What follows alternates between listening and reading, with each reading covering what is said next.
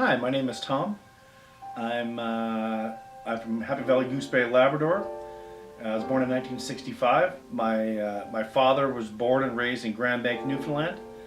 My mother was born and raised of Bell Island, which is a little island just off of St. John's in the Atlantic. Got together and raised a family, and I'm one of 5 children.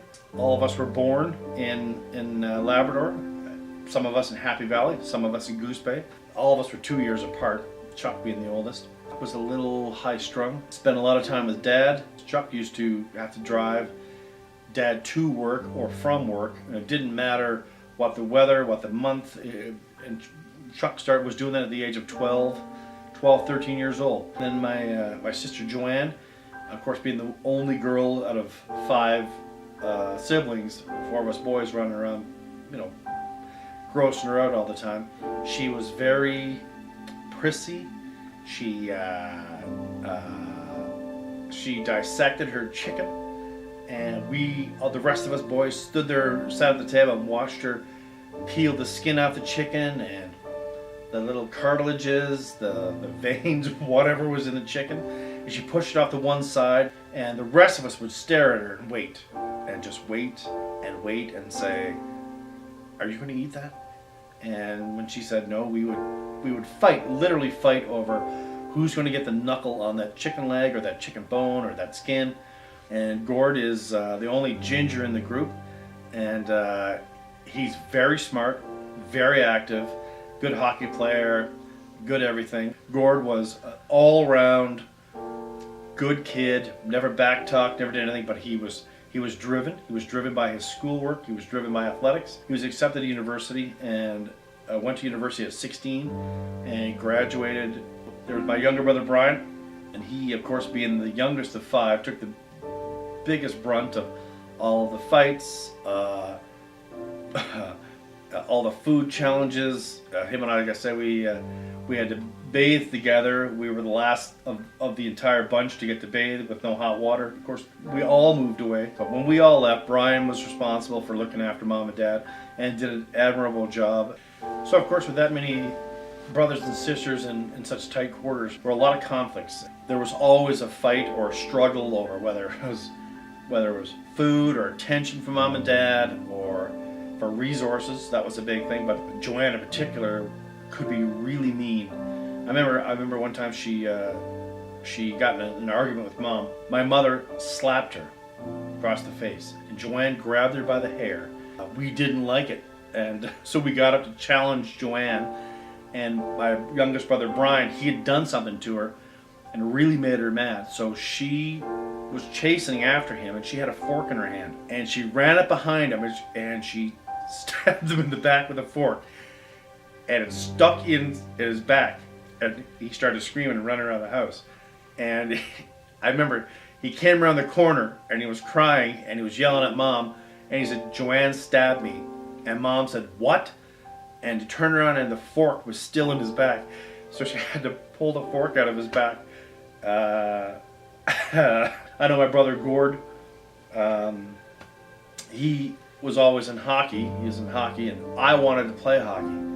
And he did not want me to play hockey. But I asked Dad, and Dad said, "Yes, you can play hockey." So I took Gord's equipment. I was on the ice, and it was their very first practice. And then Gord comes up, he yells over the boards, and he says, "Hey, Tom,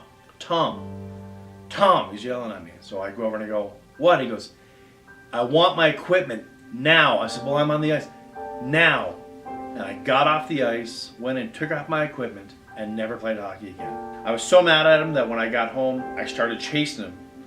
And I couldn't catch him. I picked up a shovel and I was chasing him around the yard, and Gord ran into the house, and I put the shovel down and I ran in after him, and he ran the farthest away into Chuck's room and he closed the door. And on the other side of the door I could hear him laughing at me, and I was so angry. Of course, I was bigger than him. I was so angry I backed up maybe 5 feet, and I ran as hard as I could, and I put my shoulder to the door, and the entire door and the casing, boom, comes down on the floor. He's on the other side of the door, and I'll never forget it because he was a little freckled-faced fella. And he's looking right at me, and he goes, "Now you're in trouble." And he runs right by me and run out the door, and he's gone. Of course, now I'm standing there with the door on the floor, and I have no idea what to do. I was probably 10, 12 years old, but I remember that as being funny, but also traumatic. Well, of course, it wasn't all fighting all the time. One year, I think we got an accumulated amount of snowfall of 22 feet. Dad said that we were going to get an exotic pet. Is it a giraffe, Dad? No, it's not a giraffe. Is it an elephant, Dad? No, it's not an elephant. Can we have a monkey, Dad? No, you can't have a monkey. Can we have a penguin, Dad? And it was like, now you're getting close. Penguin's close, penguin's close. So finally we guessed seal. And he said, yes, you're getting a seal. It was quite feasible if you were, a 10-year-old kid, that you could have a seal and you could make this work. And then one day, Dad comes home and he says, I got it. I got the seal. We're like, oh my God, this is it. So he brings in, him and a buddy came in with a giant cardboard box. Now immediately I recognized that something wasn't right. They open it up and sure as hell inside of this is a seal. And it had to have been 4 feet long. And we looked at it and it was a seal, all right, but it wasn't alive. It was a stuffed seal. I think it was around Christmas. Myself and Brian thought it would be fun if we could ride the seal. So we didn't put the seal on the floor. We both climbed on top of the seal. We were pretending we were riding a horse. It started to vibrate off, and eventually we both fell off with the seal on the floor, and it cracked its flipper. Now, I don't know if any of you guys are aware what's inside of a stuffed seal, but it is sawdust and formaldehyde, and it stinks. We hinged the flipper back up, put it back on the table, and pretended like nothing happened. Eventually, Dad said we had to get rid of it. The seal was sitting inside of the garbage can, looking straight up, and with its flippers out, and it was awesome. So when I was 21, I wanted to go visit Gord, so I flew to Edmonton. He picked me up, and it was a 10-hour drive from Rainbow Lake to Edmonton. That's if you were speeding. So he picked me up, and we stopped at West Edmonton Mall. He took me to an Oiler hockey game, got to see Gretzky play, all that good stuff. And then we went up to Rainbow Lake, and we hung out there for a couple weeks. And when it was time to go, I said to him, we gotta go. And Gord said, I'm not going. And I said, what do you mean you're not going? He goes, well, I'm not going to drive. I'll take you to high level and put you on a bus. I'd never been on a bus before. I can't do it. I can't take the bus. I called my mother and I says, Mom, you're not going to believe this, but Gord won't take me to the airport. She goes, what? He won't take me to the airport. I don't know what I'm going to do. And she said, you know what, Tom? Maybe that's just best. And that's when I realized that I'd kind of been set up. I borrowed some money off of a friend to buy a hard hat, some coveralls, and some steel-toed boots. And I've been here for just about 30 years. And of course, it's the best thing that ever happened to me. So the whole thing about our family, and this is kind of how I feel that we've all ended up, or all of my siblings, is that both my parents were from Newfoundland. Because we were born and raised in Goose Bay, so we were kind of nameless and faceless. We weren't Newfies, we weren't Labradorians, because we didn't fit in with any of the typical, the things that you learn as being from part of those cultures. I feel like we're almost nomads. I don't have a sense of home anywhere. None of us really have a long connection to our home. And so now here I am in Alberta, and I've moved several times with my family. My wife always says that where she is home, but I don't feel that. I don't have a sense of home.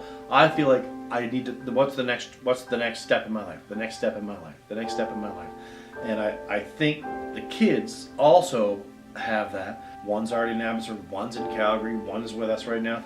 But there's no doubt in my mind that we're all not going to stay together, and it's kind of weird because the guys who were back home, who never ever left home, they have such a huge sense of community and home and where they're from. I just don't have it. I don't think most of my family don't have it either, and it's a little weird because you could shoot me into anywhere, and I'd be equally successful and happy no matter where I go. But it's not about where I came from, it's about where I'm going. I talk to people all the time. They talk about home as if it's like a religious experience going home, or to be home. I got to get home. I have no feeling of going home. Home is where I am right now. This is home.